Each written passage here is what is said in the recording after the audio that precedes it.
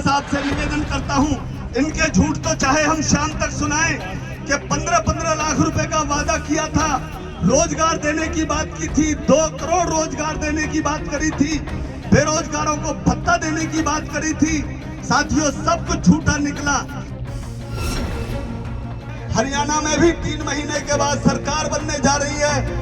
आपको ये हम आश्वासन देते हैं कि जो इन झूठी सरकारों ने, जो भारतीय जनता पार्टी के जुमलों ने आपके 10 साल बर्बाद किए, हम आपको वादा करते हैं कि आने वाले हमारे जो 10 साल होंगे उनमें हम अपने एरिया को चमन बनाने का काम करेंगे।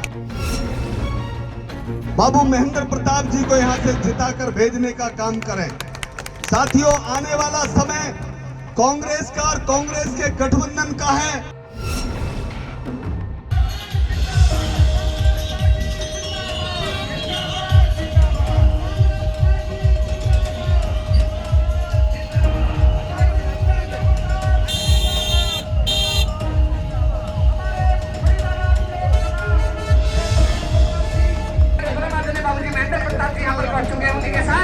हमारे तिगांव विधानसभा के पूर्व प्रत्याशी आदरणीय भाई ललित नागर जी, आदरणीय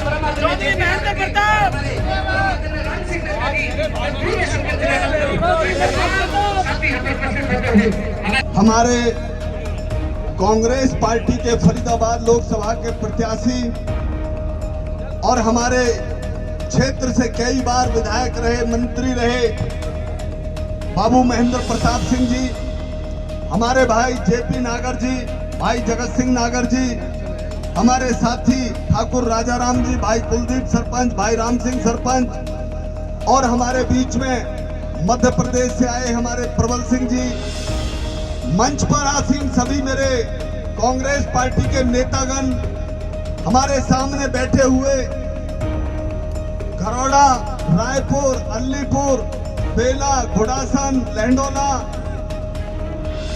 मंझावली, चीरसी, तिगांव और भी कई गांवों की आई हुई सरदारी, सबसे पहले तो आप सबकी तरफ से आज हमारे इस घरौड़ा गांव में बाबू महेंद्र प्रताप जी आए हैं। मैं आप सबकी तरफ से इनका हार्दिक स्वागत करता हूं, अभिनंदन करता हूं।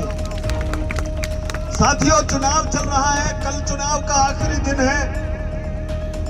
मैं भी आपसे ये प्रार्थना करना चाहता हूं कि 25 तारीख को चुनाव का दिन है, ज्यादा से ज्यादा वोट देकर हमारे कांग्रेस पार्टी के प्रत्याशी जिनका हाथ का निशान है बाबू महेंद्र प्रताप जी को यहां से जिताकर भेजने का काम करें। साथियों, आने वाला समय कांग्रेस का और कांग्रेस के गठबंधन का है। सेंटर में भी सरकार बनने जा रही है, हरियाणा में भी 3 महीने के बाद सरकार बनने जा रही है।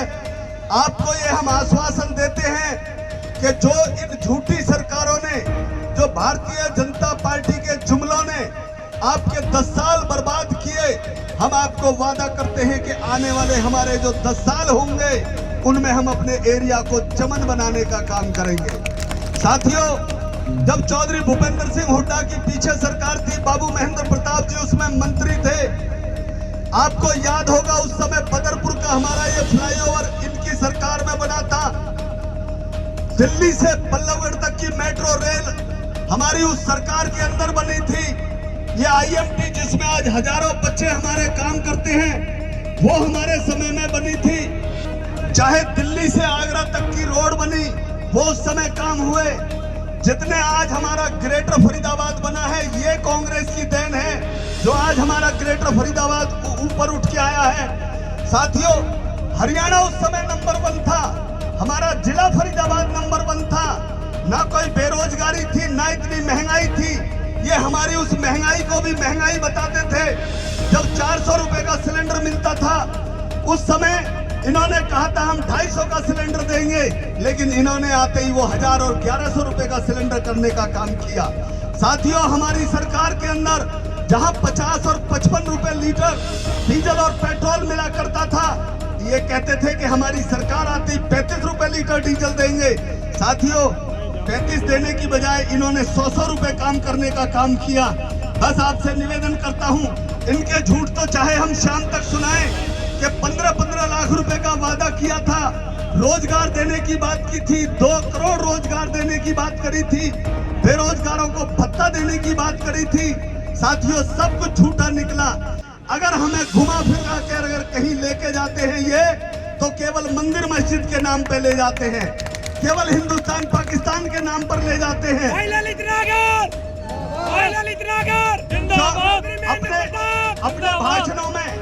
अपने भाषणों में खट्टर साहब या मोदी साहब या हमारे सांसद साहब क्यों नहीं अपने विकास कार्यों की बात करते? क्यों नहीं महंगाई की बात करते? क्यों नहीं बेरोजगारी की बात करते? क्यों नहीं हमारे फरीदाबाद में हुए भ्रष्टाचार की बात करते? क्यों नहीं हमारे फरीदाबाद को जो कहा था स्मार्ट सिटी बना देंगे, आज कबाड़ सिटी बना दी? क्यों नहीं उन मुद्दों पे ये बात करते? अगर उन मुद्दों पे बात करते हैं तो क्या कहते हैं कि मोदी जी को प्रधानमंत्री बनाना है, मोदी जी को प्रधानमंत्री बनाना है। अरे साहब, मोदी जी को तो 10 साल पहले भी बनाया था, जब उन्होंने क्या कर दिया? साथियों, आज अपनी बात छोटी करता हूं, हम 3-4 घंटे पहले ही लेट है, पूरे खेड़े के गांवों में प्रोग्राम है। आपसे फिर निवेदन करता हूं कि आने वाली 25 तारीख को ज्यादा से ज्यादा वोट देकर और कांग्रेस पार्टी को जिताने का काम करें, महेंद्र प्रताप जी को जिताने का काम करें। आज मैं घरोड़ा गांव के अपनी कमेटी के साथियों का बहुत बहुत आभार और धन्यवाद करता